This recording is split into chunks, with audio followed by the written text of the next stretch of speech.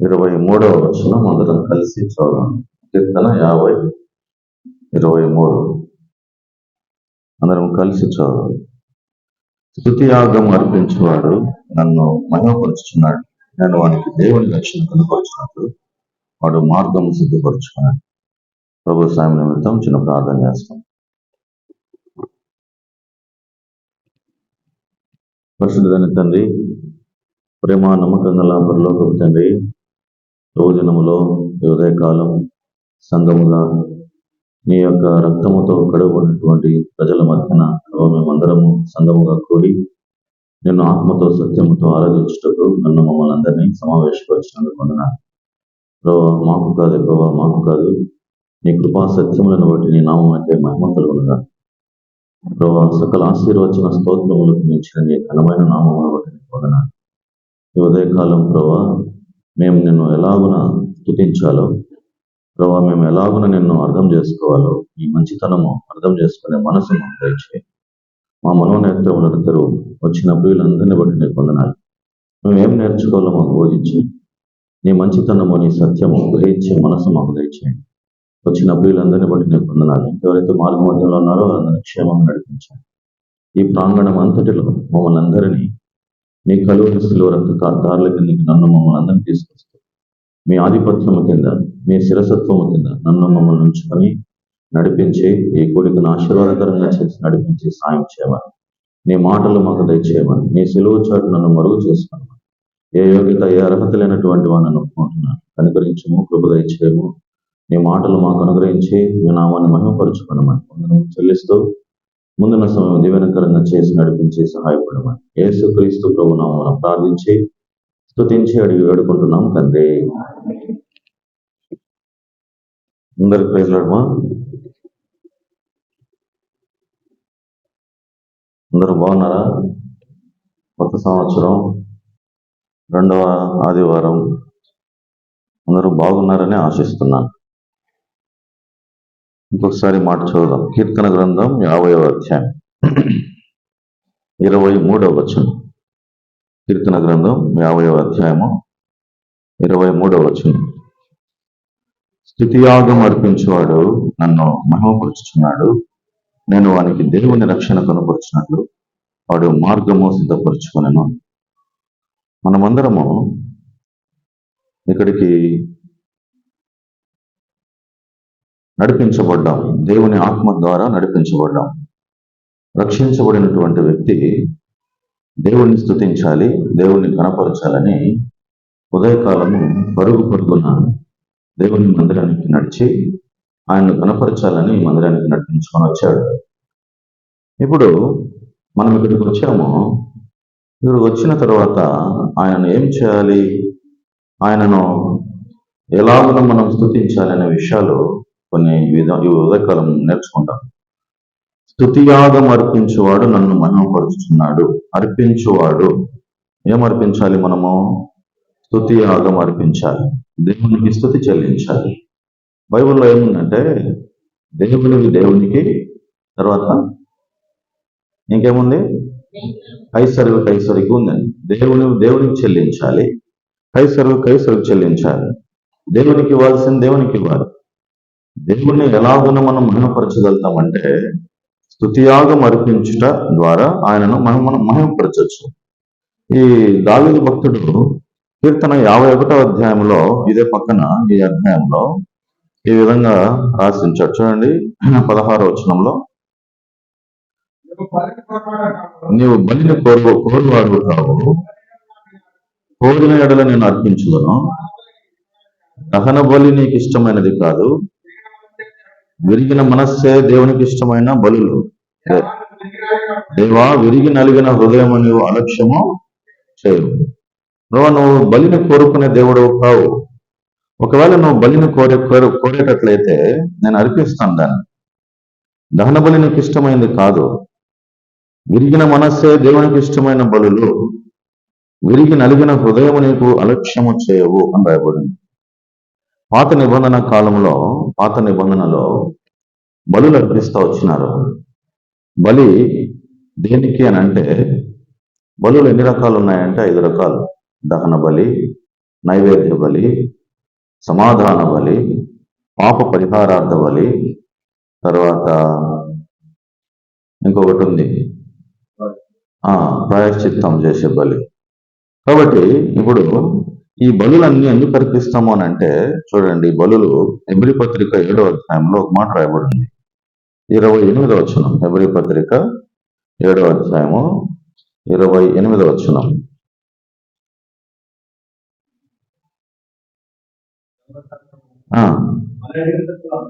బలహీనత గల మనుషులను యాజకులనుగా నియమించును గాని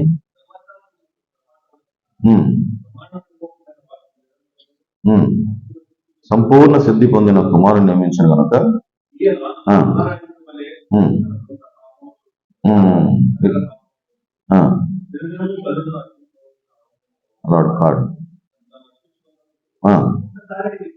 ఒకసారి పని చేసి ముగించాను. ఇక్కడ రాయబడిన మాట మనం అండర్లైన్ చేసుకోవాలి. తన సొంత పాపముల కొరకు, తర్వాత ప్రజల పాపముల కొరకు దినదినము బలులు అర్పింపాల్సి వచ్చింది. పాతకాలంలో ఎట్లా ఉన్నదంటే, పాపముల కొరకు, ప్రజల పాపముల కొరకు దినదినం బలులు అర్పించేవాళ్ళు. బలుల కొరకు పశువులు, మేకలు, గొడ్లు, తర్వాత ఈ విధంగా పావురాలు, పిచ్చుకలు, ఇవన్నీ దేవుని కొరకు గోవలను, వాటిని అన్నింటిని అర్పించేవారు. దేవుని దగ్గరికి మొట్టమొదటిగా ఒక ఇద్దరు బలులు తీసుకొచ్చినారు, అర్పణ తీసుకొచ్చినారు. ఒక మాటలో చెప్పాలంటే అర్పణ తీసుకొచ్చినారు. అర్పణ తీసుకొచ్చి దేవుని దగ్గర మొదలు పెడితే ఆయన ఒక దానిని అంగీకరించినాడు, ఇంకొక దానిని అంగీకరించలేదు. 4వ అధ్యాయంలో ఈ మాట రాయబడి ఉంది. చూడండి, ఆదికాండం 4వ అధ్యాయం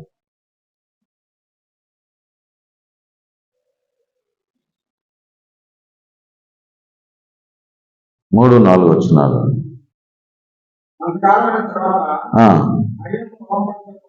కొంత యెహోవాకు అర్పణగా తెచ్చాను,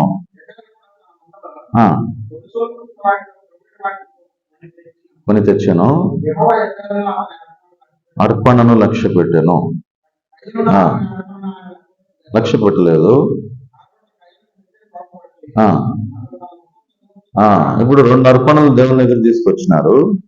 ఈ అర్పణలో ఒకటేమో దేవునికి ఇష్టమైనటువంటి అర్పణ, ఇంకొకటేమో దేవునికి అయిష్టంగా ఉంది.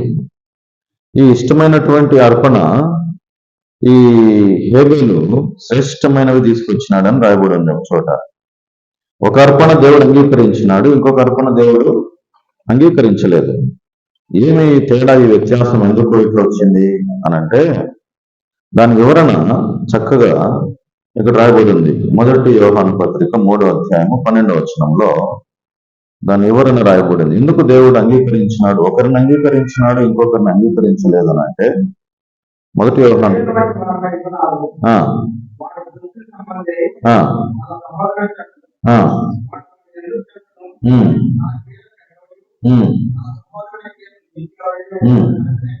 అనుకునే కదా.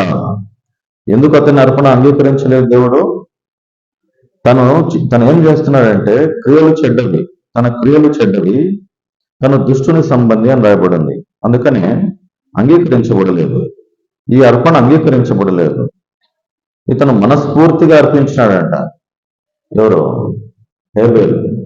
కయ్యను స్వార్థంగా ఇద్దామా వద్దా అని అట్లాంటి సందేహంగా అర్పించినాడు. కాబట్టి తనకు ఇష్టం లేదు దేవునికి ఇవ్వాలని.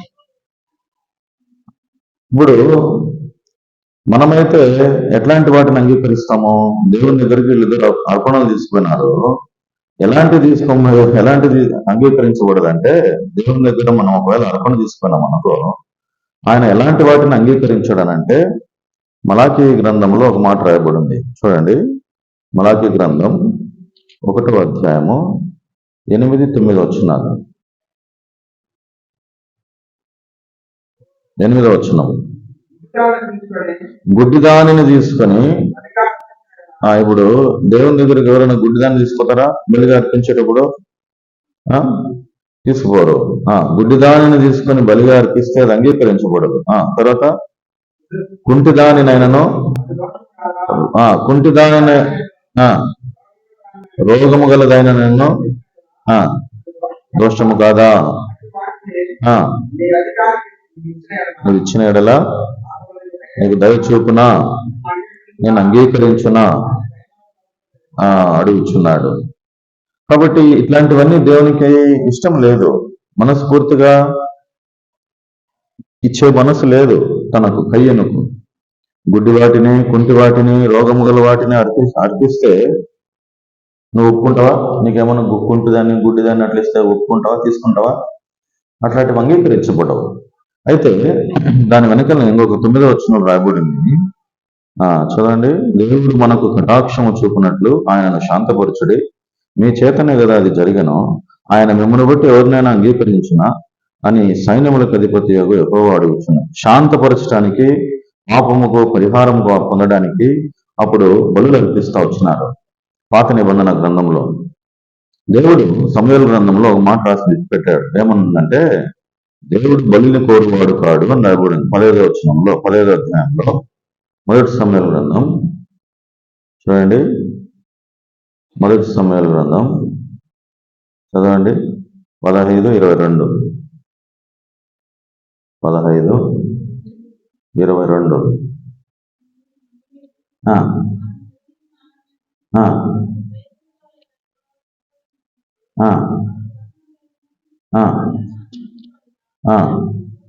సంతోషించునా, ఆలోచించము. బలులు అర్పించుట కంటే ఆజ్ఞను గైకొనుటయు, పొట్టేళ్ల క్రొవ్వు అర్పించుట కంటే మాట వినుటయు శ్రేష్టం. కాబట్టి వీటిలో దేవునికి ఇష్టం లేదు.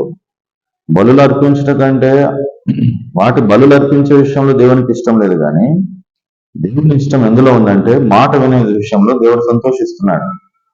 కాబట్టి పాత నిబంధన, పాత కాలంలో మొత్తం అంతా చూసినట్లయితే పాపానికి పరిహారము, పాపానికి ప్రాయశ్చిత్తం కలగడానికి బలి అర్పిస్తూ వచ్చినారు. ఇప్పుడు కొత్త నిబంధనలో ఈ పని ఇంకా జరగకూడదని చెప్పి దేవుడు ఒకసారి పని చేసి ముగించేసినాడు. దేవుడు తను తాను అర్పించుకున్నాడు. అర్పించుకున్నట ద్వారా ఆయన ఎందుకు అర్పించుకున్నాడు? ఈ భూమి మీదకి వచ్చి యేసుక్రీస్తు ప్రభువారు ఈ భూమి మీదకి వచ్చి ఎందుకు అర్పించుకున్నాడు అనే మాటలు ఒక 7 సంగతులు చూసి మనం ముగించేస్తాం. చూడండి, మొట్టమొదటిగా ఆయన ఎందుకు అర్పించుకున్నాడు అనే మాట గమనించినట్లయితే హెబ్రీ పత్రిక 9వ అధ్యాయం, హెబ్రీ పత్రిక 9వ అధ్యాయము 26వ వచనం. హెబ్రీ పత్రిక 9వ అధ్యాయము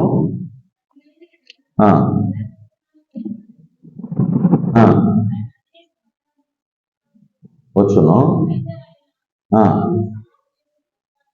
తన్ను తానే బలిగా అర్పించుకున్నట్టు వలన పాప నివారణ చేయుటకై ఒక్కసారి ప్రత్యక్షపరచబడను. ఇది మొట్టమొదటి కారణం. ఆయన ఎందుకు అర్పించుకున్నాడు ఈ భూమి మీదకి వచ్చి అని అంటే, మొట్టమొదటిగా ఆయన చేసిన పని ఏమిటంటే పాపముల కొరకై నివారణ, పాప నివారణ చేయటానికి తన్ను తానే బలిగా అర్పించుకున్నాడు. ఎందుకు అర్పించుకున్నాడు ఆయన? ఎందుకు అర్పించుకున్నాడు? పాప నివారణ కొరకు. పాప నివారణ ఏ విధంగా జరుగుతుంది అని అంటే, ఇదే హెబ్రీ పత్రిక 9వ అధ్యాయం 14వ వచనం. హెబ్రీ పత్రిక 9వ అధ్యాయము 14వ వచనం.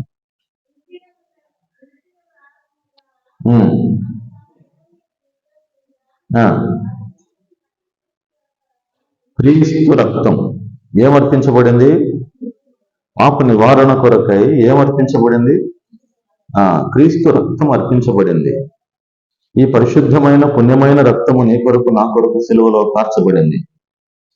ఆయన ఎందుకు అర్పించుకున్నాడు?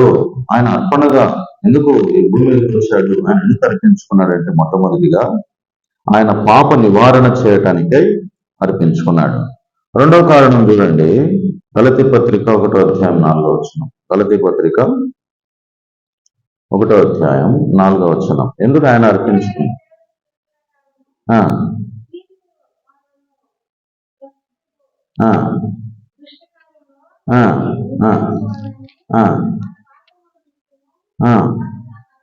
అప్పగించుకున్నాడు, అర్పించుకున్నాడు ఆయన. ఎందుకనంటే మనము దుష్టకాలములో ఉన్నాము, మనము విమోచించబడాలని, దుష్టకాలములో నుండి విమోచింపబడనని మన పాపముల నిమిత్తము తను తాను అప్పగించుకున్నాడు.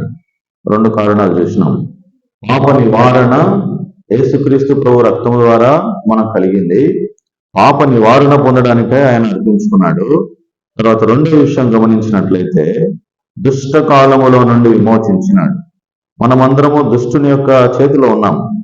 దుష్టుని చేతిలో నుంచి విడిపించబడినటువంటి మన జీవితాలు, విమోచించబడినటువంటి మన జీవితాలు పాపముల నిమిత్తమై తను తాను అప్పగించుకున్నాడు. ఆయన రాకపోతే, ఆయన అప్పగించుకొనకపోతే మనం దుష్టత్వంలోనే ఉండేవాళ్ళం, దుష్టుని చేతిలో ఉండేవాళ్ళం. కాబట్టి దుష్ట కాలము నుండి మనల్ని దేవుడు విమోచించినాడు. తర్వాత మూడవ కారణం తీతు గ్రంథం 2వ అధ్యాయం. తీతు గ్రంథం 2వ అధ్యాయము 14వ వచనం.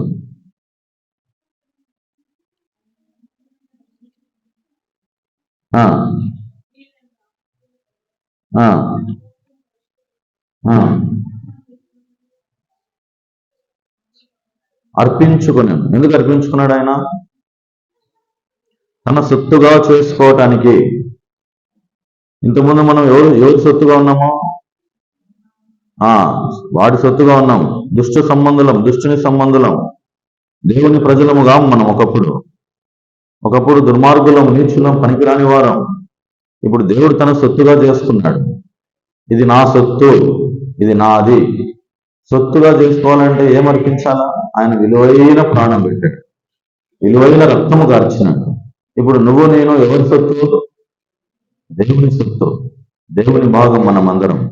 కాబట్టి తన సొత్తుగా చేసుకోవటానికి ఆయన మన కొరకు, తను తానే మన కొరకు అర్పించుకున్నాడు. 3 కారణాలు చూసినాం. పాప నివారణ చేయటానికి తను తాను అర్పించుకున్నాడు. తర్వాత దుష్టత్వము నుండి తప్పించినాడు, విమోచించినాడు. కాబట్టి 3వ కారణం ఏముందంటే ఇక్కడ ఆయన తన సొత్తుగా చేసుకోవటానికి మనలను అర్పించుకున్నాడు. 4వది రోమపత్రిక 5వ అధ్యాయం 8వ వచనం. రోమపత్రిక 5వ అధ్యాయం 8వ వచనం.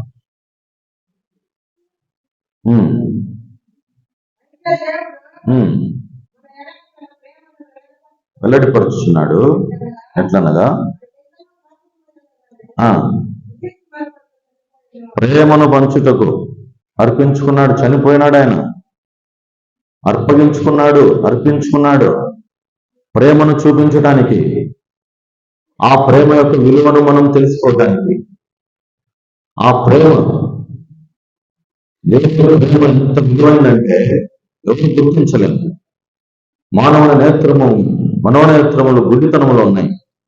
ఆ ప్రేమను గుర్తిరిగినట్లయితే మూర్చిల్లుతారంట, మూర్చ వస్తుందంట. ఇంత ప్రేమ నా ఎడల దేవుడు కనపరిచినాడని. మానవుడు ఊరికి ఉండడు. ఆ ప్రేమను బట్టి అగాధ ప్రేమ, విడువక నా ఎడల చూపుతున్నటువంటి ప్రేమ.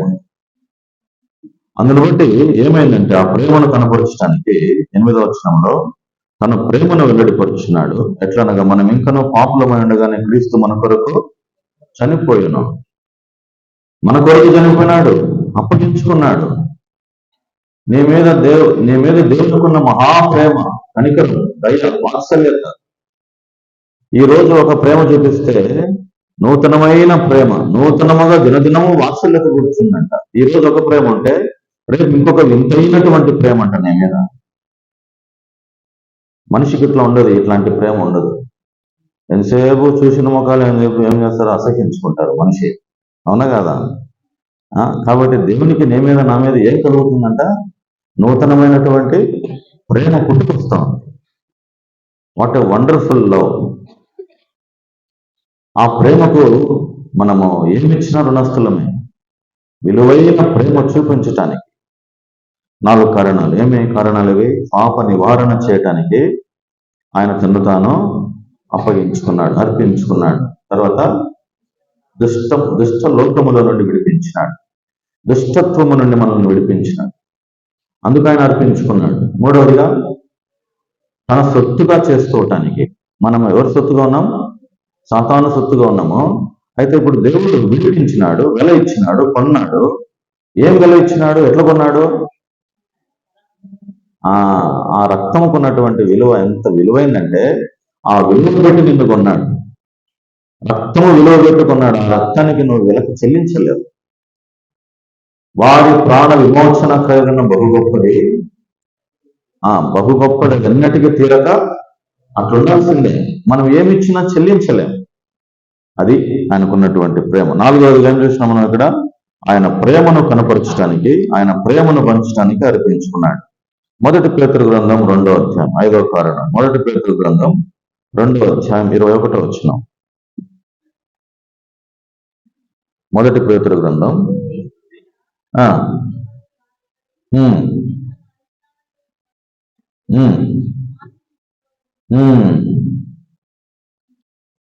తన అడుగు జాడలలో నడుచుకోవాలని ఆయన తన్ను తాను అర్పించుకున్నాడు. మనకు మాదిరి ఎవరంటే యేసుక్రీస్తు ప్రభువారే. ఆయనను చూసే నడవాలి, ఆయనను చూచుకుంటూ నడుచుకుంటూ పోవాలి.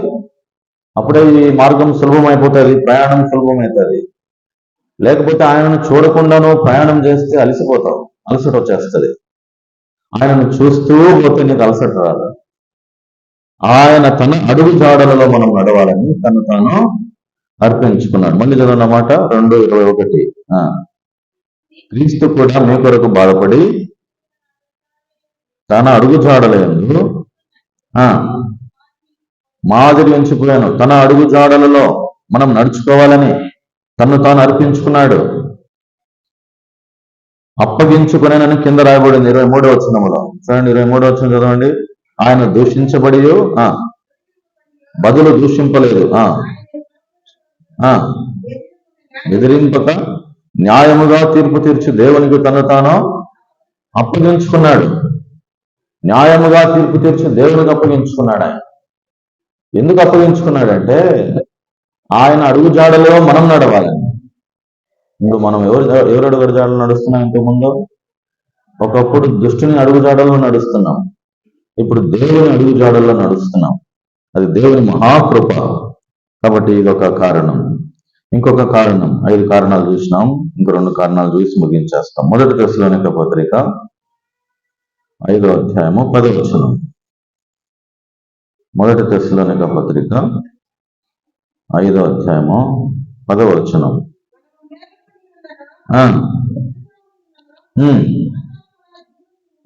తనతో జీవించిన నిమిత్తము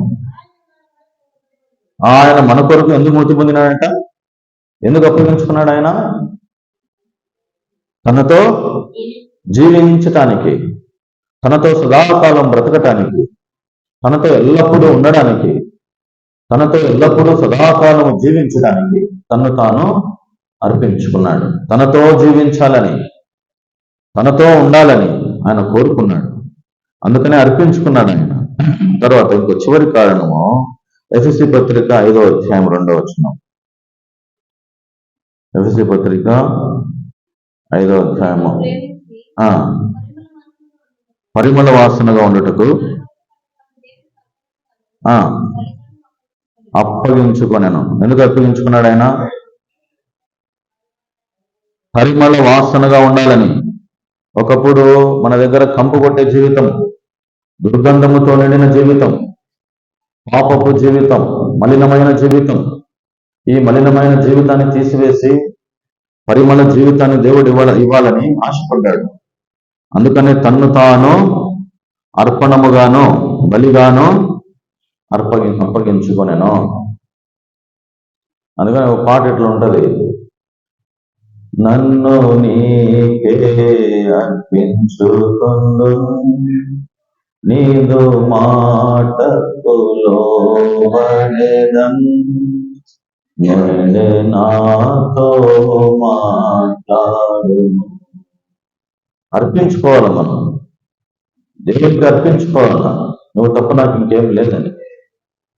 కాబట్టి మాట వినడం శ్రేష్టం. ఆయన ఆనందం అందులోనే ఉంది.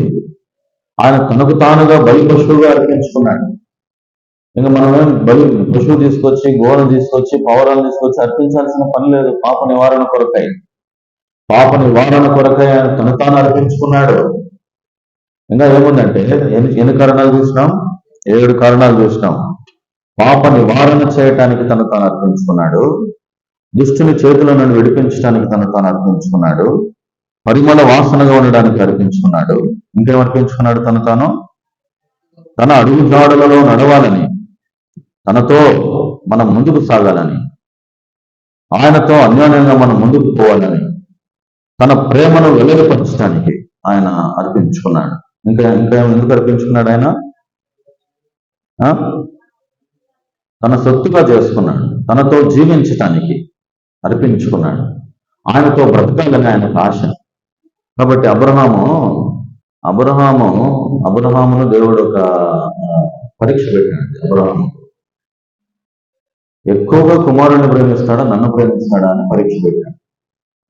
ఈయన అర్పించుకోవడానికి, తనకి ఏకైక కుమారుడిని అర్పించుకోవడానికి వెనుక తీయలేదు, సిద్ధపడ్డాడు. కొండకు తీసుకున్నాడు, బిడ్డను బలిగా అర్పించడానికి కత్తి కూడా చేశాడు.